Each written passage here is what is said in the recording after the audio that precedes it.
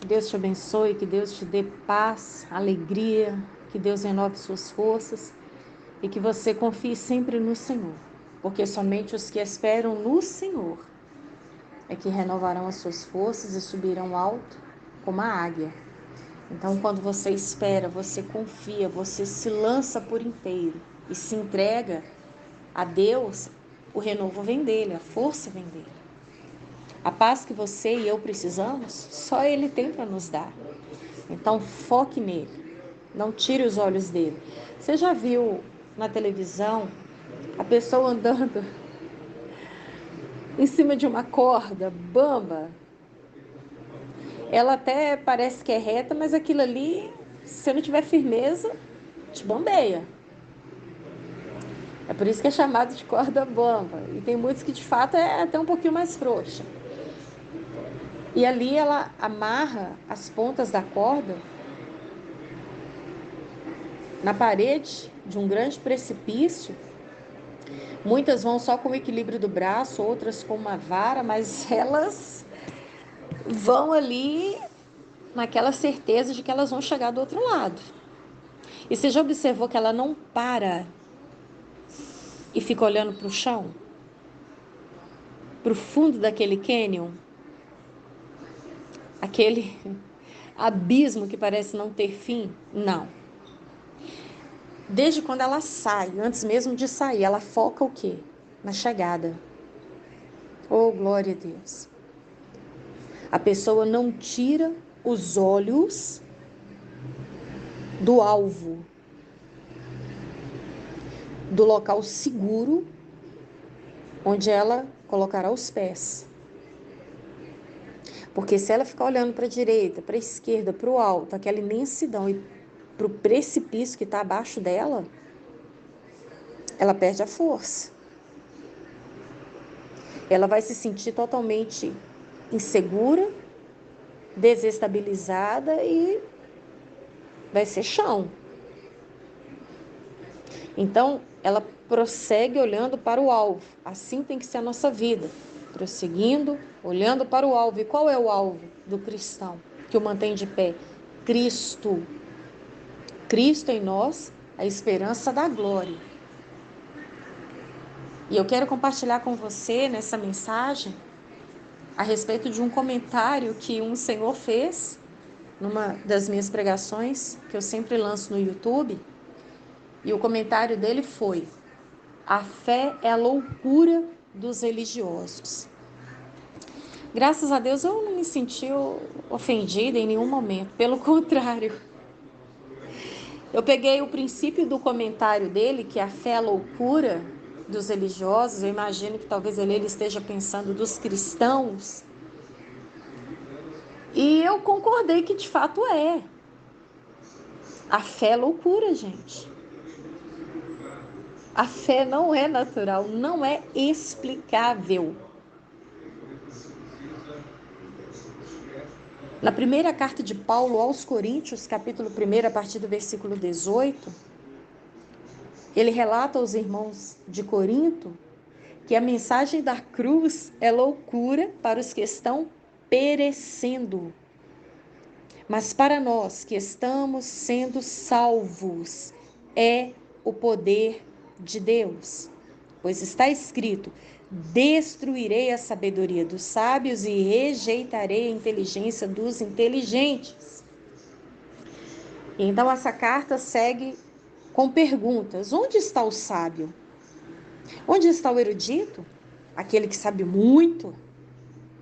Onde está o questionador desta era? Por acaso não tornou Deus louca a sabedoria deste mundo? Visto que na sabedoria de Deus, o mundo não o conheceu por meio da sabedoria humana, agradou a Deus salvar aqueles que creem por meio da loucura da pregação. Os judeus pedem sinais milagrosos e os gregos procuram sabedoria. Nós, porém, pregamos a Cristo crucificado, o qual de fato é escândalo para os judeus e loucura para os gentios, aqueles que não eram pertencentes ao povo judeu. Mas para os que foram chamados, tanto judeus como gregos, Cristo é o poder de Deus e a sabedoria de Deus, porque a loucura de Deus é mais sábia que a sabedoria humana e a fraqueza de Deus é mais forte que a força do homem. E quando eu vi aquele comentário daquele senhor, porque as pessoas são livres para comentar, a gente ouve de tudo e retém o que é bom, eu senti vontade de colocar esse versículo lá para mostrar que de fato a loucura a respeito da crucificação de Cristo, a ressurreição, a salvação que Ele nos concede mediante o seu sangue, por essa graça tão maravilhosa, esse amor inexplicável de Deus, é loucura mesmo. Mas não é a primeira vez que Deus colocou no meu coração: não responda nada e continue pregando o Evangelho. Porque é isso que mais a gente vê hoje, é bate-boca em redes sociais, porque às vezes, por mais que você manda uma mensagem para que talvez aquela mensagem toque no coração daquela pessoa para o bem dela, para o benefício dela, ela vai responder com malcriação. E aí o outro lado vai querer responder, e o lado de lá também, e o lado de cá. Isso não vai levar ninguém a nada. Jesus nos chamou para pregar a palavra, para ganhar as pessoas para Ele. Assim como Ele chamou Pedro: eu vou te chamar, eu te escolhi e vou fazer de você um pescador de homens, de almas, porque Pedro só sabia pescar peixe. Esse é o chamado também de Deus para as nossas vidas. Humanamente, crer em Deus é loucura, porque primeiro, quem viu Deus? Quem tocou em Deus? Quem se assenta para tomar um café com Deus? Ainda serve o café para ele e vê ele colocando a xícara na boca. Quem viu Jesus na cruz? Você consegue enxergar o Espírito Santo? Você consegue abraçá-lo? Igual você abraça o seu filho, o seu irmão?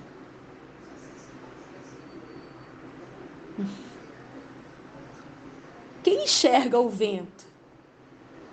Quem toca fisicamente o vento? Quem sabe a direção do vento? Quem consegue deter o vento?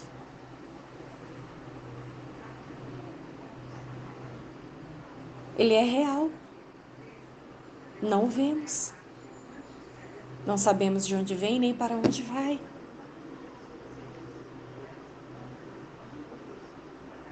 É loucura você crer nesse Deus que nós não vemos. Mas é maravilhoso quando você fala com Ele mesmo sem ver, mesmo sem tocar, e você sente de forma tão inexplicável a força da presença dEle. Inconfundível presença. E quando você ouve Deus falar com você, é assustador, é maravilhoso. E não precisa ser uma voz audível como você ouve a minha. É incrível quando você entra no quarto com a porta fechada, fala algo pessoal com Ele e Ele trabalha de forma inconfundível aquilo que você orou. É impressionante quando você tem que tomar uma decisão, não sabe o que fazer, e você fala com esse Deus invisível e Ele te orienta. Quando você está desesperado e você fala com esse Deus invisível, e a calmaria reina. Quando você começa, por essa fé nesse Deus maravilhoso, chamar as coisas que ainda não existem, e Ele, o Deus invisível, faz elas existirem. E ainda é capaz de superar todas as suas expectativas. Por quê? Porque a palavra fala que aquele que é poderoso para fazer infinitamente mais, além de tudo aquilo que pedimos ou pensamos, segundo o seu poder, quem nos opera. Quantos milagres Ele já fez na sua vida? Quantos livramentos Ele te deu, quantas vezes Ele te acalmou, Ele te sustentou, Ele abriu portas, Ele também fechou para o seu próprio bem. Quantas vezes você orou por alguém que estava enfermo e a pessoa foi curada? Quantas vezes você orou para que o mal saísse da vida de alguém e hoje a pessoa desfruta de uma paz gloriosa, sobrenatural, que você não compra na prateleira da farmácia, no shopping, muito menos no hipermercado. É loucura mesmo. Você acreditar que Deus abriu o mar para o povo passar, que Deus parou o sol e a lua para Josué vencer a batalha e derrotar todos os seus inimigos, que Jesus multiplicou 5 pães e 2 peixinhos para uma multidão, que Pedro andou sobre as águas, que Jesus ressuscitou Lázaro no 4º dia, que maná caía do céu no deserto e não faltou água no deserto. Os pés não incharam no deserto. Até carne Deus proveu. Como explicar a cura de Naamã mergulhando 7 vezes no rio? Elias ser arrebatado num redemoinho com carros de fogo? Como explicar leões ferozes não devoraram um homem que foi jogado naquela cova? O fogo não consumir Sadraque, Mesaque e Abednego? Como mensurar a ressurreição do filho da viúva de Naim? Uma mulher de 90 anos dá de mamar um bebê, sendo que o seu pai já tinha 100. Muralhas imponentes, imensas, caírem ao som de gritos e cântaros quebrados.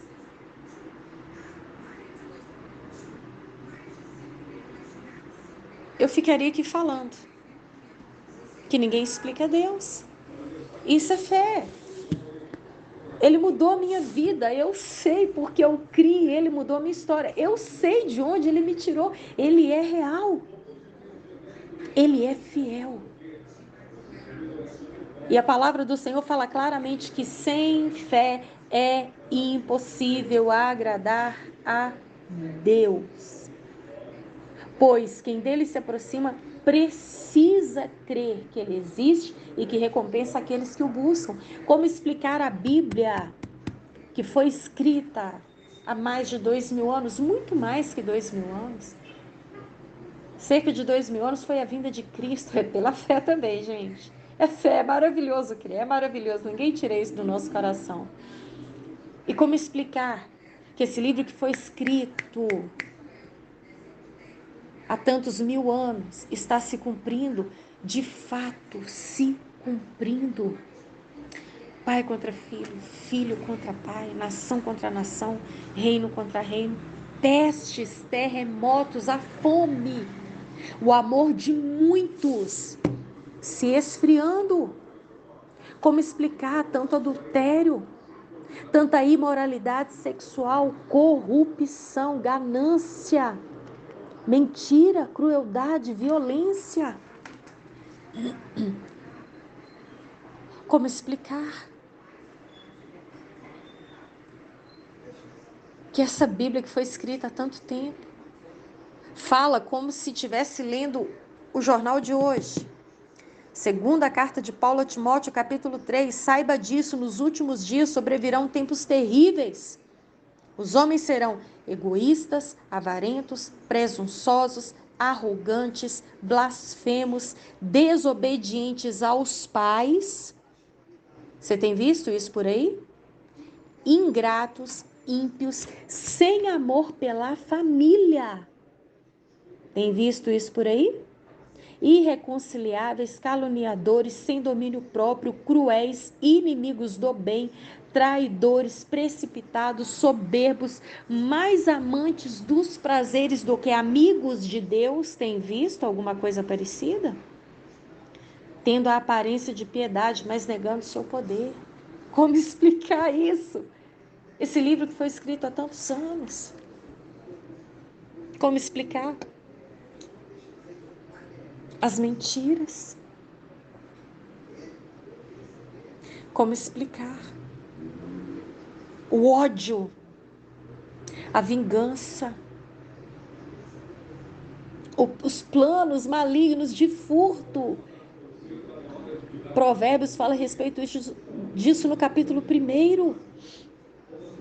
As pessoas amando mais as coisas, o amor ao dinheiro, que é a raiz de todos os males.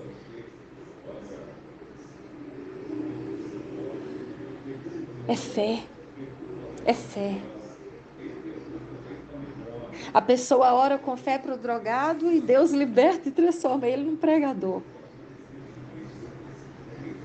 A pessoa, de repente, é estéril, ela ora, gente, o que dizer da história de Ana? A mãe de Sansão, Isabel, a mãe de João Batista, Raquel também era estéril, Rebeca era estéril, assim como Sara. Eu já falei a respeito de Sara, que amamentou com 90 anos. Quantos livramentos, quantos milagres Deus tem feito. É fé. E eu termino essa meditação com uma frase que eu ouvi na rádio há alguns anos e eu espero que ela nunca saia do meu coração, e é uma realidade. Eu me lembro perfeitamente, foi até dita pelo pastor Jerônimo Onofre da Silveira, e ele fez o seguinte comentário: enquanto você está duvidando, Deus está fazendo milagre na vida daquele que crê. Enquanto muitos duvidam, nós acreditamos sim na loucura da pregação de Cristo. E é maravilhoso chamar por Ele e ver a presença dEle sendo derramada sobre nós. E ver o Espírito Santo dEle, de Deus, o Espírito Santo de Deus, o Espírito de Cristo trabalhando em nós. Isso é extraordinário. Não temos que temer, não temos que dar satisfação para ninguém. Basta crer, continua crendo, continua confiando, siga, prossiga. Porque Hebreus capítulo 10, versículo 37 fala: aquele que vem virá e não demorará, mas o meu justo viverá pela fé, e se retroceder, não me agradarei dele. Nós, porém, não somos dos que retrocedem e são destruídos, mas dos que creem e são salvos. Não preocupa não, se alguém está rindo, duvidando, zombando, fica tranquilo. Zombaram de Jesus, desprezaram Jesus, cuspiram nele, o crucificaram. Não é à toa que ele disse: pegue a sua cruz e siga-me. Não temas, crê somente e verás a glória de Deus. Vou lutar e vencer, vou plantar e colher, e a cada dia vou viver rompendo em fé.